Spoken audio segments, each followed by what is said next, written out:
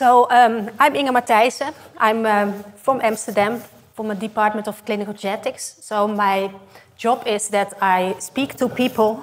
Wait a moment. I speak to people who want to have children and have a bigger chance of having a sick child. Or, for example, I see people with mental retardation, and we do investigations to see what's the genetic cause. And I'm also doing carrier screening in one specific population, and that's Volendam. And that's what I'm going to talk about, because we can learn a lot from Volendam, for also probably implementing carrier screening in the Faroe Islands. So here you can see the Netherlands. I think you know already where it is. But here you can see where the Volendam village is. So it's close to Amsterdam. It's a 20-minute ride to go to Volendam. It's situated at the.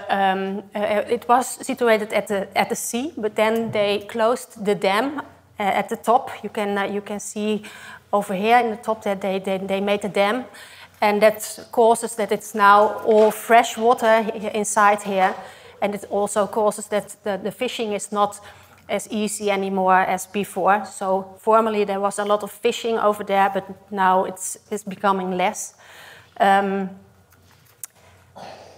This is how it looks like. There are 21,000 people, so it's more or less the same as Torshaven.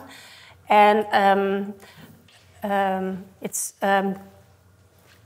here is how it looks like in the village. It's very touristic, so a lot of people visiting Amsterdam also go to Volendam. They mainly live also from tourism, and this is the place to be also for the locals to go to a cafe or the disco and to meet each other. They have a traditional clothing. However, it's not used very often. Mainly it's for tourism. So if you go there, you can ask for the clothes, and then they make pictures of you. So I did it also with my children a couple of years ago, and that's completely normal to do. It used to be a fishing village, and now they are living mostly of tourism and also construction jobs, for example, painting and so on. It was founded in the 14th century, so already a while ago, by 7 to 20 families, and all inhabitants come from these 7 to 20 families. The reason why it's so a close-knit village is that it's Catholic, in contrast to its Protestant environment. So that was the main reason why they became so close-knit, and still about 90 to 95% of the residents still married to a person who comes from the village. And that's mainly because they meet each other at the dike, and then they will have a relationship. And they say to me, it is better not to have someone from Volendam to marry someone because of the genetic diseases, but they just meet each other over there. So it's still a lot of persons marry another person from the village. They are really, for some things, they are really famous in the Netherlands. So everybody knows Volendam. And one of the things they are famous for is that they are really good football players. They are really good sportsmen and women, also not only football playing, but also gymnastics, for example, and athletics. And even there are a lot of persons from the football playing team in Volendam. They are playing also at the national team. And I think it's a little bit the same as yesterday. Key Klaksvik, they are really good football players, and I saw that they even have won the 3-0, so it's a little bit the same. And the other thing is that they are really famous because of singing. So a lot of persons are famous singers from over there. So They joined the Eurovision Song Contest in 1984, but also when the Eurovision Song Contest was in the Netherlands, there was also one of them, and that's this one, Jan Smit. He was presenting also the Eurovision Song Contest, and it's also one from Volendam.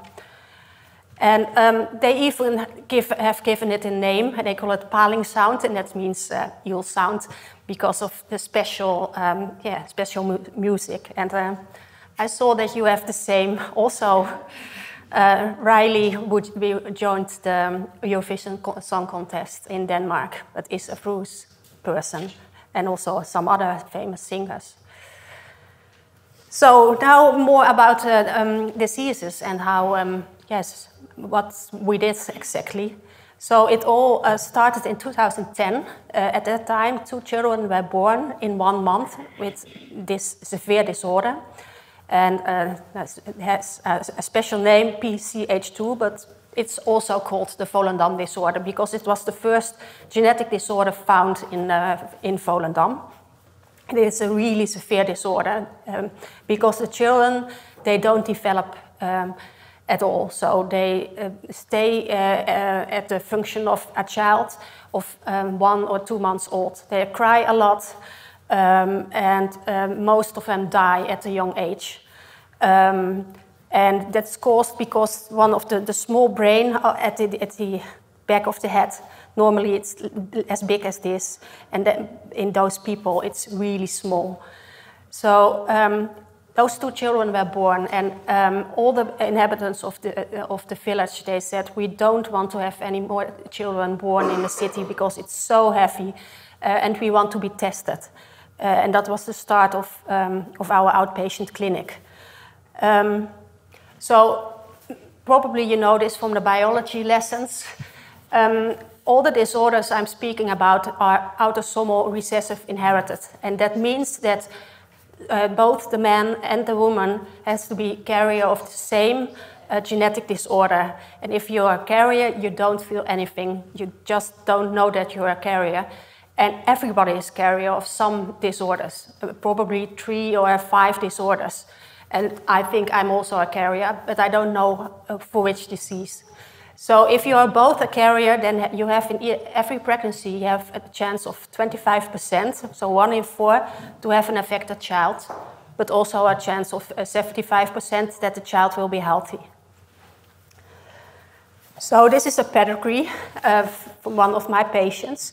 And the persons with the arrows, they came to my outpatient clinic. And a family member had the Volendam disorder, and he died. And normally, we do the investigations, and we see that one of the mother is a carrier, and then we go on and on in the family. That's the normal way we do it as a clinical geneticist. So we did it like that, and we saw that the father of this woman is not a carrier. And normally, we would say you don't have a higher chance of anybody else to have a sick child. But because it's a genetically isolated village, also, the mother can be a carrier of the same disorder because those people are far away related to each other. And that was the case. The mother was a carrier, and then it turned out that both the man and the woman were carriers of the disorder, and they decided not to have any children because they had a high chance of having a sick child.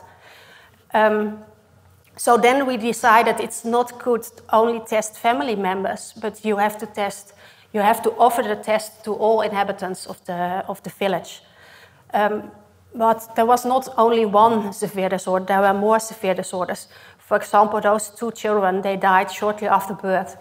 And we discovered that there was another genetic disorder, and you call it VATS. That's a difficult name, but it means that those children don't move during the pregnancy.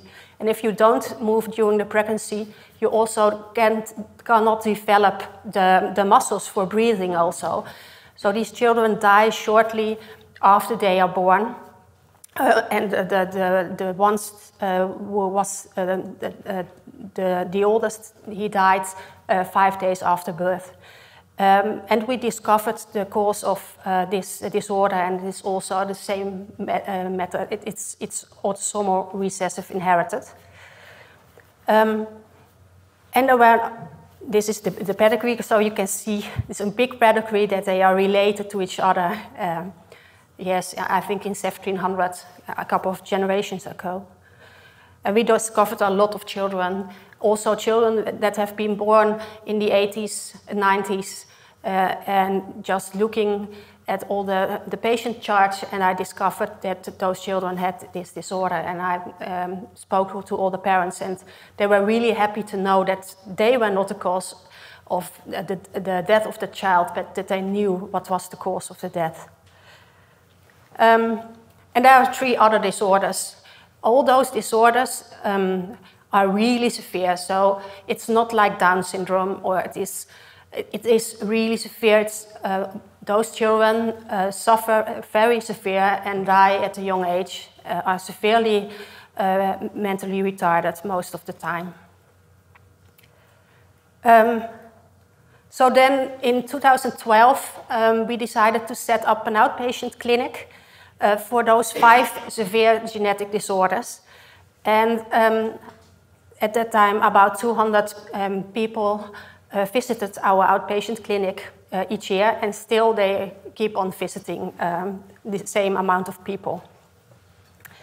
And the goal of our outpatient clinic was to identify carrier couples so that they could decide what to do if they are carriers. So it was not to say you have to test, but it was really important to me that they could decide what if they want to be tested, and also decide what to do with the results of the carrier test.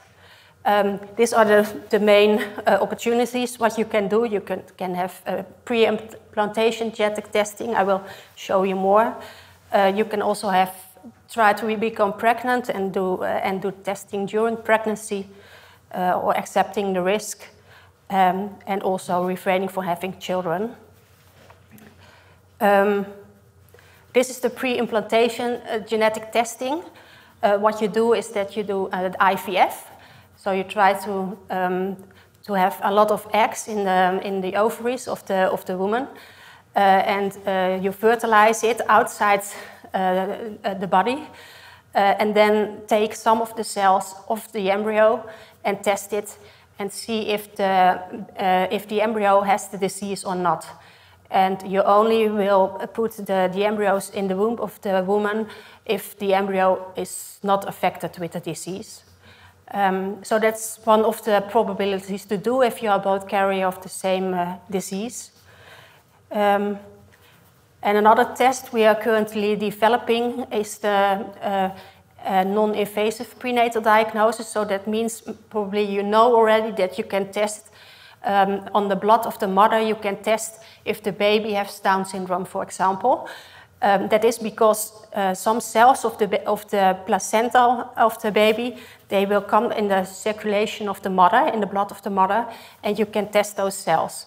And it's also possible to do the test, to take blood of the mother and to see if the baby is affected with one of these disorders. And we are currently busy with implementing it. We cannot do it yet, but I think we will do it in a couple of years or maybe next year already. And it is earlier to test the baby at weeks 8 to 10. So that's also a possibility. Yes, what do I do if I speak those people who want to be tested? Most of the time I draw a pedigree, just like you saw before. And I tell them more information about the diseases, the 5 diseases, about the way it's inherited. I tell them about the risk of being a carrier, the risk of being a carrier couple, and then we can do the DNA analysis, and we take some blood, and we have the results in 4 to 6 weeks. In the Netherlands, you have to pay for it, so it's different from you. So people, they have to pay for their insurance, but there's also, if you go to a doctor, to the hospital, you have to pay your own risk.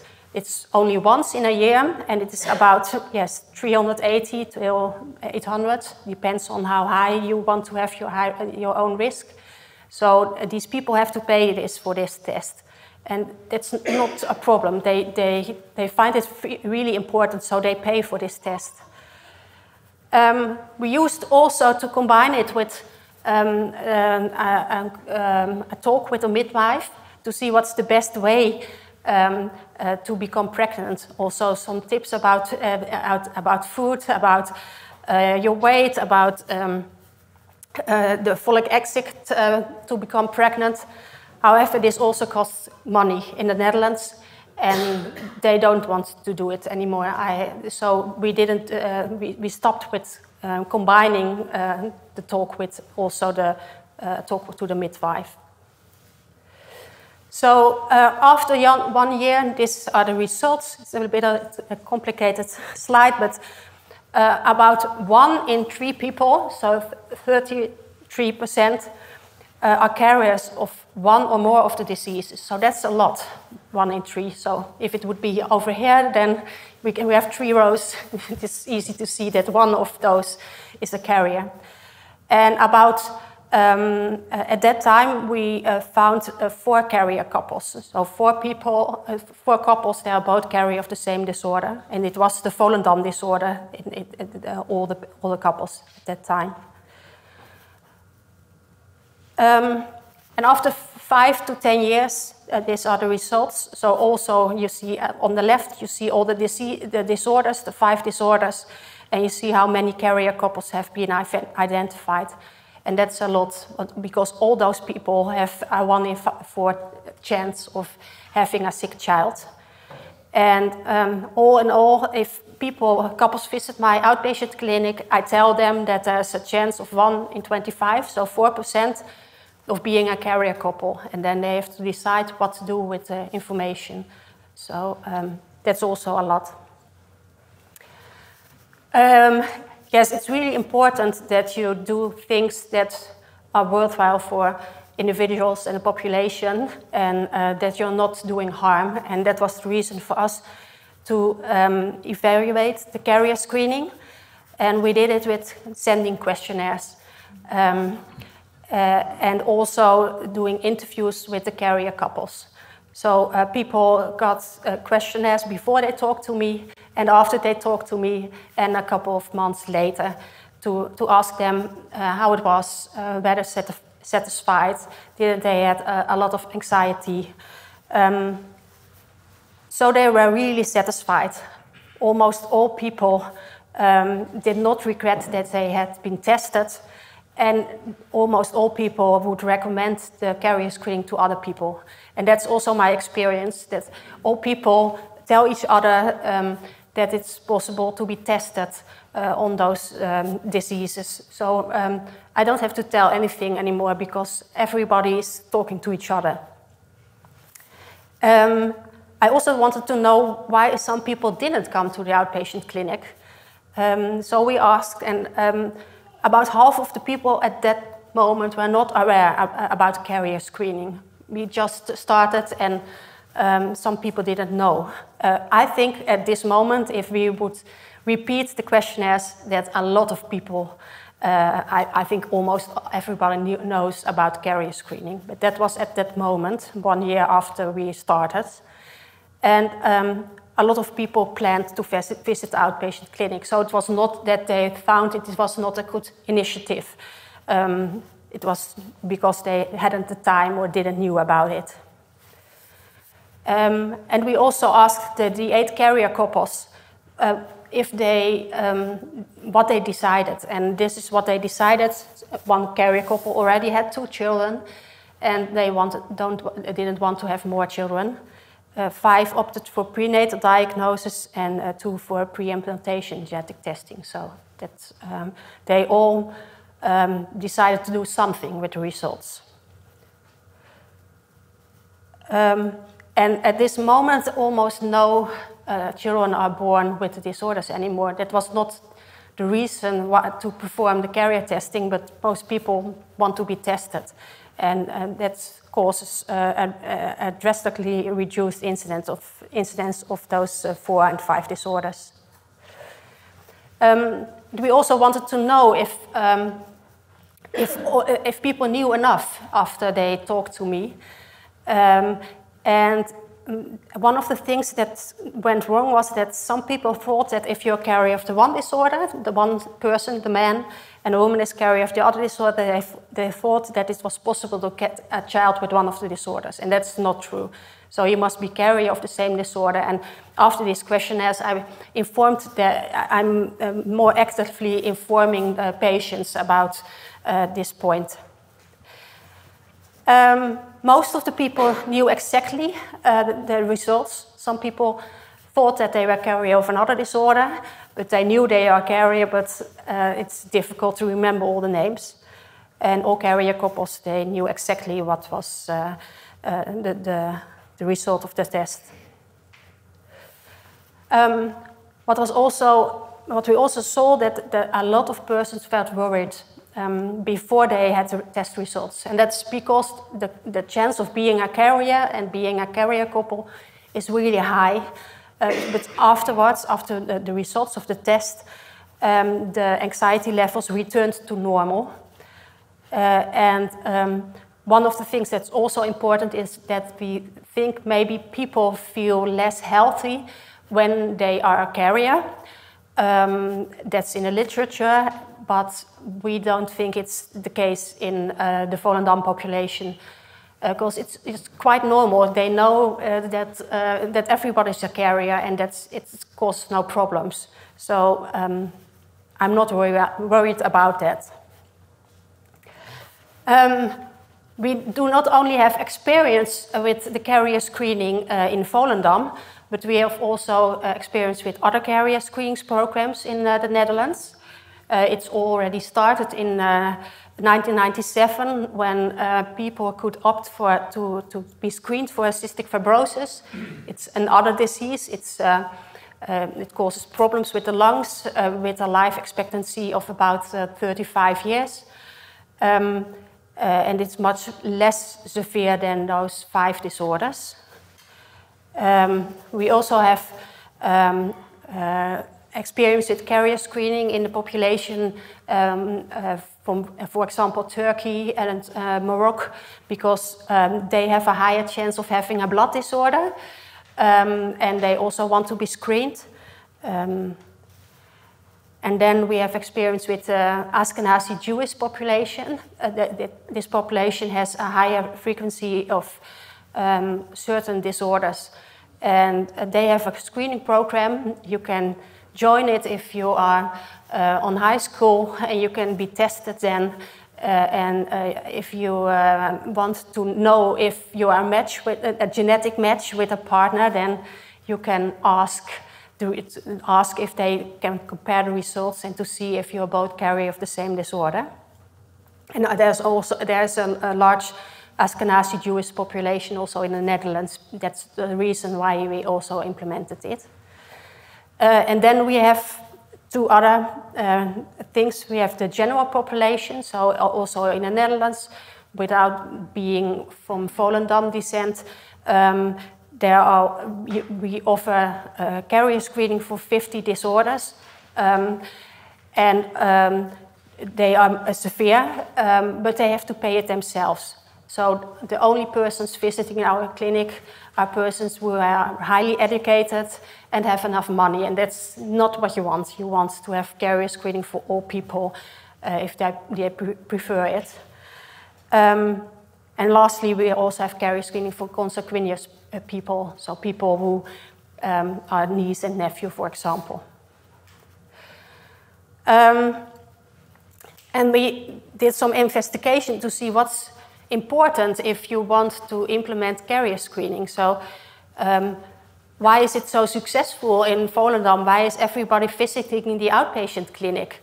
And what can we learn from it, and also learn for the Faroese people?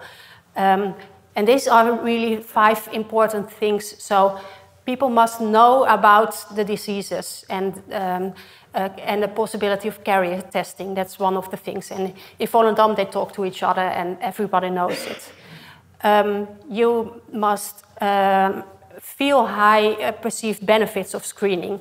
So you must feel that it avoids suffering of the child and the parents.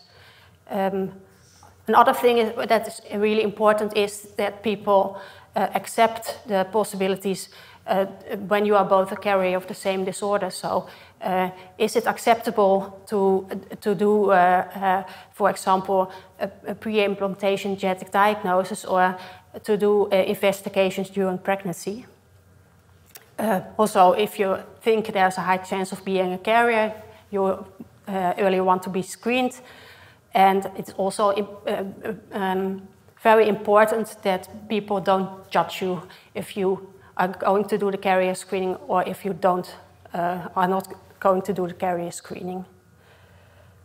And one of the important things is also that the individuals from the population want to have the carrier screening. So it doesn't come from, for example, me, but it comes from the population itself.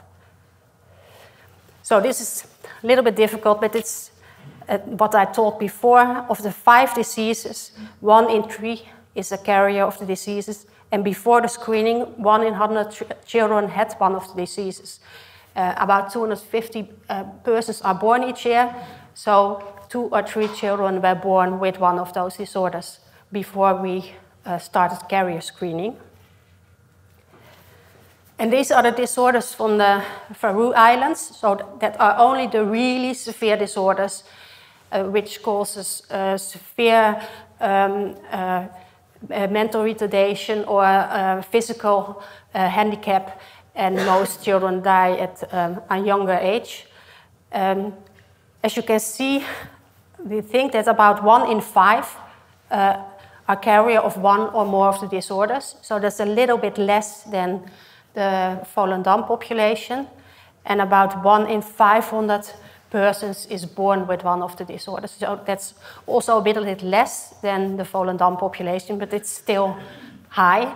And the amount of children born here is much higher compared to the Volendam population. Some people visit my outpatient clinic because they did a commercial test. You can buy it in the internet.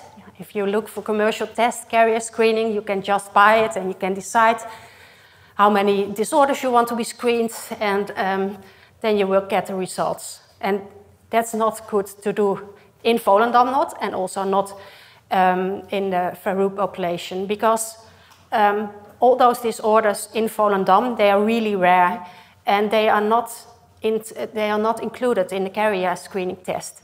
So you think you will have a good result, you're not both carrier of the same disorder, but all those disorders, this disorder, and are not included in the carrier test. This gives you false reassurance that you will not have a baby with the disorder. And that's the same for this example. You have the inherit test carrier screen. You can buy it on the internet. And you can decide what kind of panel you want. You can decide 3 disorders till almost 600 disorders. And maybe you think, okay, I want to have the 600 disorders, but that's really a great carrier test. That's not for the full population, because only 3 disorders are inside the carrier test, and not the Faroe disorder is not included. So it gives you false reassurance if you do this test, because it's not fitted for the population. And then the question, what about all the other genetic disorders in Volendam? And also, what about the other genetic disorders in Faroe's population? We know a lot more genetic disorders. However, they are less severe, and the people don't want to be tested on those disorders. Also, it was not 10 years ago, and still they don't want to be tested. So the carrier screening test still stays with the 5 disorders. For example, you have the PKU. Probably you know, it's in the neonatal screening. So after you are born, they will test you with some blood from the heel of the baby, and it's treatable. That's the reason to test at a young age, because you can prevent problems by changing your diet. And it's really frequent in the Volendam population. But they don't want to be screened on it. They just do the neonatal screening. It probably is a little bit the same as the primary carnitine deficiency. That's also more frequent in the fyri population, and some people are probably screened on it. But it's much different. You can treat it, and then you can have a healthy life. So that's really, these disorders are really different from the disorders I mentioned before. And there's also, both in Volendam as well in the fyri population, there are people with this disorder, and it causes vision problems. So it starts with less vision during the night, and then it looks like you're looking through a tunnel, and sometimes people get legally blind. That's also frequent in Volendam, and I know it's also more frequent in the Faroe Islands, although not really frequent. But the people from Volendam, they are not interested in the carrier screening. They don't want to be tested on those disorders, as it's not as severe as the 5 other disorders. And lastly, this is also a disorder that's, we call it PCD. It's a disorder with problems with the lungs, and it's more frequent in Volendam, and it's also more frequent in the Faroe Islands. You can live with it. It's much different disorder, and people don't want to be tested on these disorders. So I'm not afraid that when we start carrier screening here, that we will go on to also test less severe disorders, or even the color of your hair and your eyes. No, I think it's only the really severe disorders. It's really important to inform all people about the carrier screening test and about the disorders. First of all, healthcare providers such as general practitioners, midwives, gynecologists, pediatricians, they need to be informed about the possibility to do this. But it's also really important to inform all of you about the carrier screening possibility. You can do it through the websites, television, radio, newspapers, education at high schools. And at Volendam, they have their own television station and radio station. And once in a year, I visit them and I give an update. They can ask questions. And yes, that really works. They really appreciate it. Education on high schools, that's not what we do so often. Sometimes patients of me are teachers, and they ask me about some materials to use in the lessons, and that's really great. That's the way to inform young people about carrier screening. This was television. And it's also really important that other persons, such as people who have experiences with the carrier screening or experiences with having a child with one of the disorders, or religious leaders, are also informed about the carrier screening. Yes, and if we are going to implement the carrier screening, what's the best way to do? And that's really, really difficult. When do you want to do the carrier screening? What's the best time? Is it when you want to have children within 1 year, or is it better to start earlier? One of the important things is that you do it as soon as possible if you want to have children. So before you are pregnant, because then you have the most options to decide what to do. But should you do it if you are 18 or older, if you have a partner, or before, or even at school age? So they do it in the Ashkenazi Jewish population. They do it at an early age already if they are 15, for example. And if they meet someone, then you can just see if you are fitting with each other genetically. It should always be possible, if people want, that you can screen during pregnancy. Some people visit my outpatient clinic when they are already pregnant. Then you have less opportunities. But if they want to know if they are carrier, then it's important that they get the opportunity to be tested. Yes, and another question is how is the best way to offer? I always speak to the patients before the carrier screening, me or a colleague of mine. But is it also possible to do it another way? Because it's much more difficult in your population. There are no clinical geneticists over here.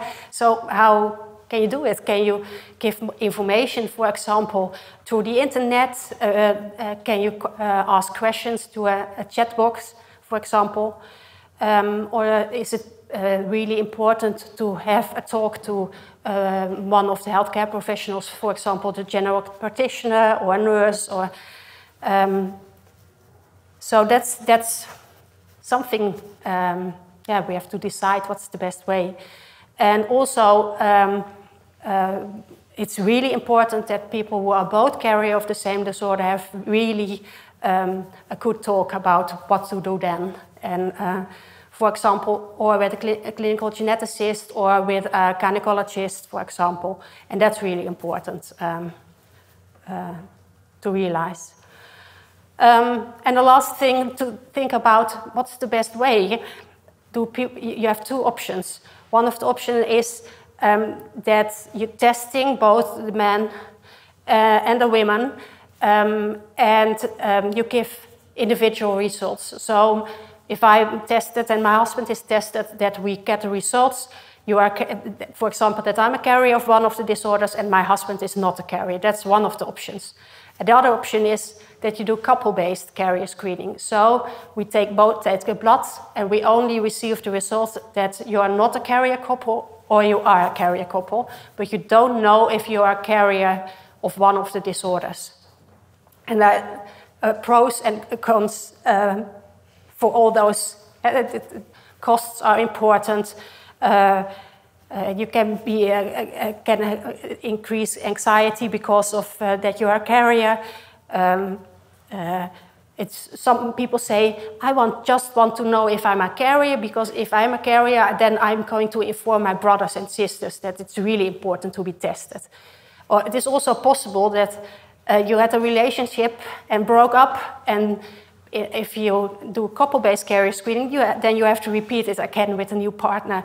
But if you have had individual results and you know that you're not a carrier, then it's no problem at all to have a new partner. So that's something, it really depends on the people themselves, what's the best way to implement it. So this is, the conclusion is that, yes, the carrier screening in Volendam is very successful. I think 90–95% of the people visit the outpatient clinic, and that's really high.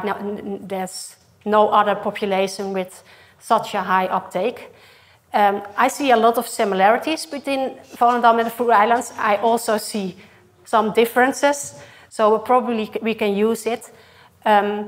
And one of the things we are currently doing is, in a couple of weeks, I think, is sending a questionnaire with all those questions I asked before, the couple-based or personally results, at what age is the best way, what do people think about the carrier screening, what do they think about the reproductive options, to see what's the best way to implement it.